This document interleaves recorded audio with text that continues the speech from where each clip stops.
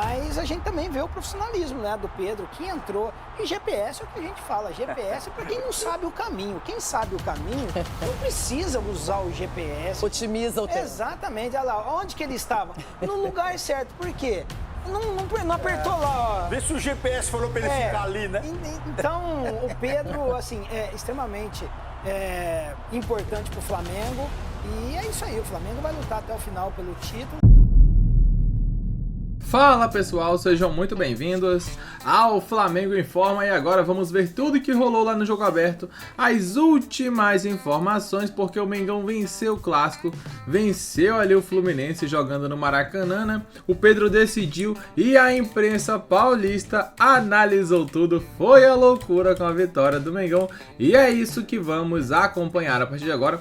Pedimos que deixe o like, que inscreva-se no canal para continuar acompanhando tudo que eles falaram sobre o Mengão, sobre essa grande vitória no Fla-Flu e também o retorno do Pedro. E aí, será titular a partir de agora? Esqueceu a treta? São águas passadas? É isso que veremos a partir de agora. Deixa o like, inscreva-se no canal. Sem mais enrolação, vamos direto pro vídeo. Com a estrela de Pedro, que depois de tanto...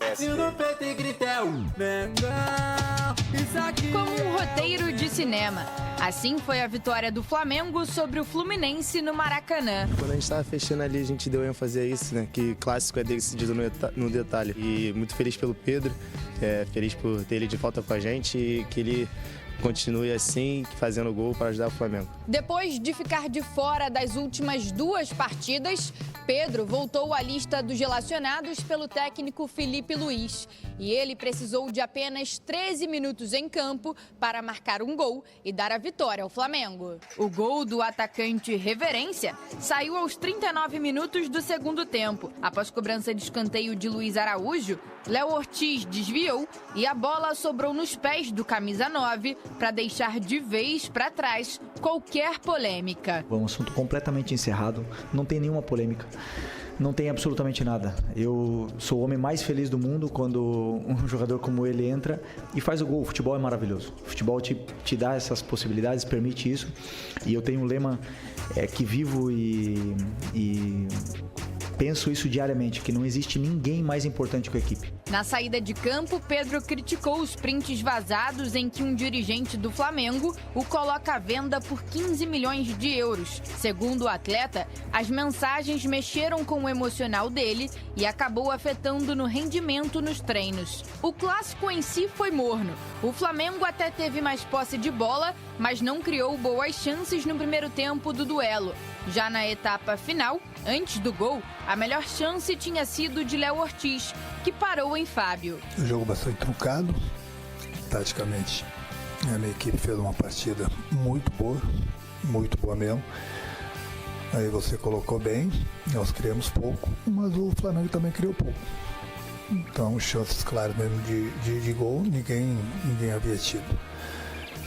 E num lance, e a gente, de novo, uma falha nossa, a gente acabou tomando gol no final. Com a vitória, o Flamengo chegou a 30 pontos na segunda colocação, atrás apenas do Cruzeiro, que tem 33. Já o Flu tem 20, na 8ª posição.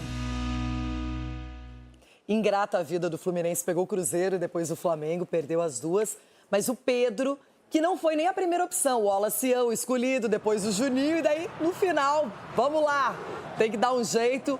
Entra o Pedro em campo e define o placar de 1-0. Edu, a gente sabe que o Flamengo tem muitos recursos, mas fazia um jogo não dos melhores, meio amarrado com o Fluminense. E de repente o Pedro definiu a história, um resultado super importante nessa briga com o Cruzeiro. E Renata, não foi um clássico assim vistoso, né? O Flamengo ficou um pouquinho com a posse de bola e tal, mas as melhores chances, assim, finalizações, foi do Fluminense, né? Pouco se chutou também ao gol. E isso fez com que o clássico não fosse bonito de assistir. Mas aí você pega um cara que tem estrela, que tem potencial e coloca dentro do campo, a bola vai sobrar para ele. E ele estava no lugar certo, na hora certa. Então, isso mostra que não interessa GPS, não interessa o que de repente acontece ali no treinamento. Quando o cara é predestinado, o cara é iluminado, as coisas acontecem. Então, parabéns aí ao Pedro. Foi, como você falou, a última opção a entrar em campo, né? E quando ele entrou, E quando o Pedro entra, preocupa qualquer zaga, Renato. Claro. Os zagueiros ficam todos preocupados, porque qualquer bobeira, o Pedro vai fazer gol, porque é um cara que se posiciona muito bem dentro da área. E o Pedro estava no lugar certo, como eu falei, uma vitória importantíssima para o Flamengo, porque senão o Cruzeiro ia estar disparando na liderança. Ele teve uma chance, não converteu, depois foi lá e fez o gol. Cicinho, para ele maravilhoso, para selar a paz com o Felipe Luiz, com a torcida, com os companheiros, que o Pedro seja sempre produtivo e útil, porque o Flamengo vinha de derrota para o Santos. Exatamente, Renata. E a resposta, ela sempre tem que ser dada dentro de campo, né? Eu acredito que provavelmente o Felipe Luiz deve ter conversado com ele, eles devem ter se acertado, porque o Felipe Luiz também deve ter reconhecido que foi mal, não havia necessidade de expor, né, abertamente isso daí, isso é algo de vestiário. Mas a gente também vê o profissionalismo, né, do Pedro, que entrou. E GPS é o que a gente fala, GPS é para quem não sabe o caminho. Quem sabe o caminho não precisa usar o GPS. Otimiza o tempo. Exatamente, olha lá, onde que ele estava? No lugar certo, por quê? Não apertou lá, ó. Vê se o GPS falou pra ele ficar ali, né? Então, o Pedro, assim, é extremamente importante pro Flamengo. E é isso aí, o Flamengo vai lutar até o final pelo título e parabéns pela vitória. E o Renato Gaúcho amargando mais uma derrota no clássico. E eu não sei não, Renato, se fizeram as pazes, viu? Porque quando o Pedro faz o gol depois... eu sei, depois ali, se você pegar... Você jogou com um cara que você nem cumprimentava, com certeza, velho. com certeza. Então, não precisa fazer as pazes, é só fazer o trabalho. Eu tô falando porque muitos se falam, não, já fez as pazes, já tudo resolvido. Não, pra mim não está. Um tem que fazer as pazes e fazer o trabalho e o outro tem que escalar, né? É profissional, você tem que ser profissional. Você pega o banco de reserva depois que o Pedro fez gol, ficaram tudo ali para tentar complementar. E o Felipe estava ali. O Pedro não foi ali para complementar os jogadores ali. E o Felipe ele não foi aquele abraço no treinador. Agora, Rona, falando em treinador, Renato Gaúcho, que agora enfrenta o Palmeiras na sequência. Mais uma bucha. O Fluminense que perdeu o Arias. O time não tá mostrando aquele vigor do Mundial. Vai ter que zerar, né? Vai ter que zerar o GPS aí, sei lá o que tem que fazer. Agora, só uma pitadinha de negócio do Pedro e do Felipe Luiz. Você aprendeu mais uma, Felipe Luiz. Esse tipo de correção que tem que fazer é a direção. Você pega lá, ó, tá aqui, ele não correu, o GPS tá aqui, ó. Joga pra direção. O seu trabalho é isso aí, ó. Colocar o cara em campo, sem problema nenhum. Coloca o cara lá, faz o trabalho dele e você também faz o seu zerado também. E a direção que nunca apareceu ao lado do Felipe Luiz publicamente, né? Uma pena também perder uma oportunidade de respaldar ou não o treinador ou até o jogador, enfim. Agora... Maravilhosas. Gol de quem? Do Pedro. E a gente falava aqui na sexta-feira, né, Tulhão? Pedro, a hora é essa, cara. A hora é essa de você, ó. O Bruno Henrique não vai jogar e tal. A gente tava lembrando aqui na sexta-feira. E, ó, essa é a sua hora, cara, de você chamar o jogo e pedir pro Felipe Luiz uma oportunidade e tal. Ele não começa o jogo, mas ele entra, vem do banco. Ele entrou, acho que aos 26 e fez o gol aos 39 minutos. Lá no segundo pau, depois de uma casquinha na primeira trave, ele se jogou lá no segundo pau para fazer um belo gol e colocar o Flamengo aí com mais 3 pontos na tabela de classificação. E aí, no final do jogo, bom, tem uma comemoração ali, emocionante, ele tira a camisa, beija o escudo do Flamengo, o torcedor, imagino que tenha gostado bastante e tal, e ele fala no final na entrevista, no final do jogo, ele fala bastante, cara. É uma entrevista, assim, na verdade, não é uma entrevista de 3 minutos, mas é uma declaração de 3 minutos que ele fala ali sobre a semana, que foi a semana passada, que ele treinou mal realmente, que ele tinha ficado muito abatido. Olha lá, ó. Reconheço que tive uma semana bem abaixo do que posso produzir. O que vazou acabou interferindo no meu rendimento. Eu acredito que não precisavam me expor da maneira que foi feito. Poderia ter sido de uma maneira interna. Esse membro da diretoria deveria reconhecer o erro.